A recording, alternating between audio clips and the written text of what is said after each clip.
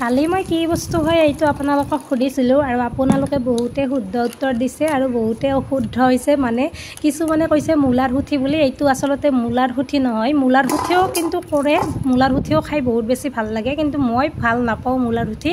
সেইকাৰণে মই বন্ধাকবিৰ সুঠি কৰিছোঁ। এয়া বন্ধাকবিৰ সুঠি হয়।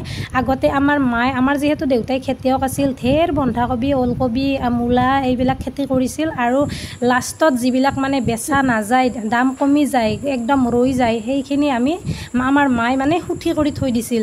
মূলা তাৰপিছত বন্ধাকবি এনেকৈ কুটি ৰ'দত দি শুকাই থৈ দিছিল। সৰু সৰুকৈ কাটি ৰ'দত শুকাই থৈ দিব লাগে আৰু বাৰিষা খাই বহুত বেছি ভাল লাগে। যিহেতু বাৰিষা মূলা বন্ধাকবি এইবিলাক পোৱা নাযায়, সেইকাৰণে তেতিয়া খাই বহুত বেছি ভাল লাগে। আৰু মই কেনেকৈ বনালোঁ আপোনালোকক দেখাও আহক। কিন্তু শুকান মাছ হ'লে বা সৰু মাছ হ'লে খাই বেছি ভাল লাগে। শুকান মাছো দিব পাৰি আৰু এনেই নুশুকা মাছো দিব পাৰি, কিন্তু মোৰ আজি মাছ নাই। মই এটা আলুৱে কুটি দিছোঁ সৰু সৰুকৈ আৰু পিঁয়াজ দি কিনে ভাজি লৈছোঁ ধুনীয়াকৈ।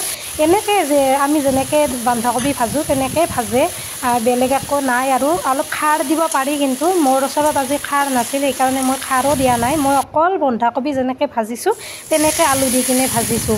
এনেই কিন্তু অলপ খাৰ দিব লাগে, শুকান মাছ দি দিব লাগে, আৰু বেছি সোৱাদ হয়, আৰু বেছি টেষ্টি লাগে খাই কিনে। মই বহুত বেছি ভাল পাওঁ, আপোনালোকেও এবাৰ ট্ৰাই কৰি চাব পাৰে।